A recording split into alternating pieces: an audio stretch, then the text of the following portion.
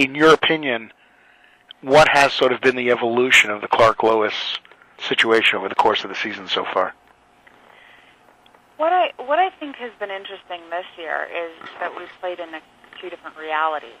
So you had the setup of this stuff that could potentially be in the future that we, that actually, we had to play through and kind of catalog what's happening, and then we had to kind of reset time, at least for Lois. Clark knows, but Lois doesn't.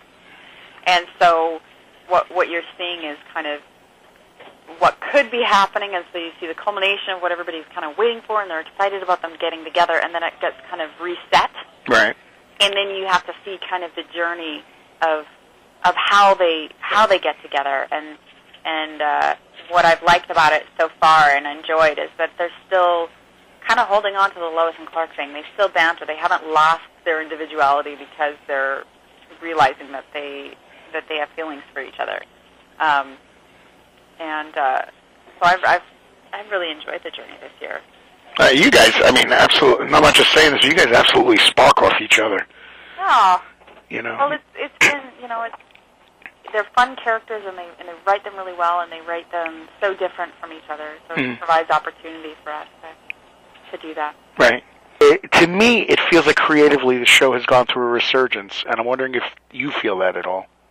I really feel like it's somehow maybe because they've been, obviously from the inception to now, different strings have been allowed to be pulled, and people have been allowed to explore a little more. And I think now that we're going into season 9, or we've been shooting season 9, I think also they've been allowed to do more. And so because we've had Clark actually growing up, and they've been able to introduce the blur and introduce all these, they've been allowed to introduce some different superheroes and a darker side, because he's been allowed to kind of evolve and grow up as well. So I think that this year has been very different in that way. Also, I was amazed. I saw a promo for Absolute Justice, and they had the red S. I was shocked. The first time they've shown the red S. I think that people are very excited about it, and they should be. They worked really hard on this, and it's full 2 hours of Justice Society members and Clark and Oliver and John Jones, and then you have me kind of running along the side doing investigative work as being a journalist, and having a bit of a tete-a-tete with Tess, and then of course they're introducing Checkmate into the whole thing. Yeah. So it's really, I think that they did a really good job with it. And how does Lois keep up? Not only how does she keep up, but given her fascination with costumed characters, you would think she'd be in overdrive in this movie. Well, the thing with Lois is she's able to kind of come to the conclusion of the same conclusion that you have Clark coming to, but she doesn't have the pleasure of being part of it firsthand, because of course she can't know all of these things. So of her own kind of tenacity, she's compiling her own lists and doing her own research. And the one person that she does have a run-in with is Dr. Fate, and he gives her some, of course, interesting insight into her future, and which was really fun. I loved how they did that. I'm looking forward to it. I guess this is what I'm enjoying this season too. And you kind of alluded to it before. Is it just feels like it's always embraced somewhat the mythology behind all this, but it feels like this year they're really going for the mythology. Yeah, and I think that it's probably part and parcel of what I said before, because it's been allowed now more. Right.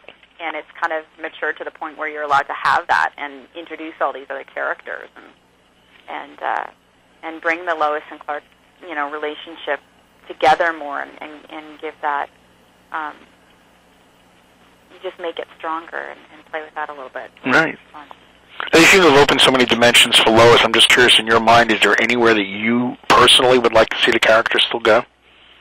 I just want to keep going on the train towards the mythology. I want her to even be more, more the journalist. And she's slowly finding her way into doing that, and you're seeing it, encapsulated in different episodes. But the one thing that I love about being able to be Lois in Smallville is that the writers provide me to material that I'm just doing sometimes the most bizarre things. And I was laughing with some of my friends because within the last kind of 4 weeks or whatever, the types of costumes I've been in and the types of things I've been doing are, they just run the gamut. And, Really? And that's what I love about Lois, and that's what I've loved about this year, too. Oh, sure. Now, you're also got Warrior coming up after. Now, I know it was shot beforehand, but it's, I think it was, before the movie, but I'm curious, with Allison Mack directing that, sort of, what does that bring to, like, for you as a cast member, what's the difference with having an actor from the show directing an episode? Well, you know what's nice about it is they're your peer, and they've been your acting partner, and now they know how you work, and they know you, and so there's that familiarity there, and there's that kind of common goal and investment, because they've also invested themselves in their own particular character. So when they're directing it, they're bringing that to it as well. Fair enough. Do you have any goals, to sort of get behind the camera? Or? You know what? Not right now. I'm fascinated to learn about every process of the filmmaking kind of animal, just as it can help me grow and become better. But as far as taking the reins, I'm not ready for that yet. Okay, fair enough. See, at least you can admit. A lot of people can't admit that sort of thing. I like to play too much. And when you start to direct, you don't get to play as much. Good point. It's very serious when you direct, There's a total different kind of stress that goes along with that. So. Exactly. You're not tired of Lois or Smallville at all, huh? At least you don't sound like you sound like you're still very fired up and enthusiastic about it. No, I love it. I love working, and I love the character that I get to play, and I love Superman. Me too. Not the same reason. You're part of something that, for the most part, yes, we have some dark episodes and stuff like that, but it's not just dwelling in, gratuitous violence or, stuff that leaves everybody feeling heavy. You still hope that, at the end of each episode or end of every couple episodes, people walk away feeling kind of hopeful and fun, and you're providing a little bit of entertainment that kind of maybe can take people away from some things that are a little bit more difficult. Right, absolutely. It's fun to be a part of that.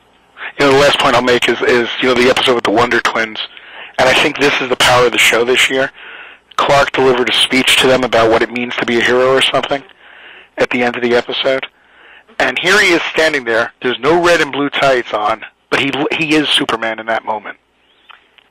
Yes, I believe so. I think he's proven that, and the show has, is that you don't need to wear the tights to be Superman. It just kind of is part of the essence of that character. And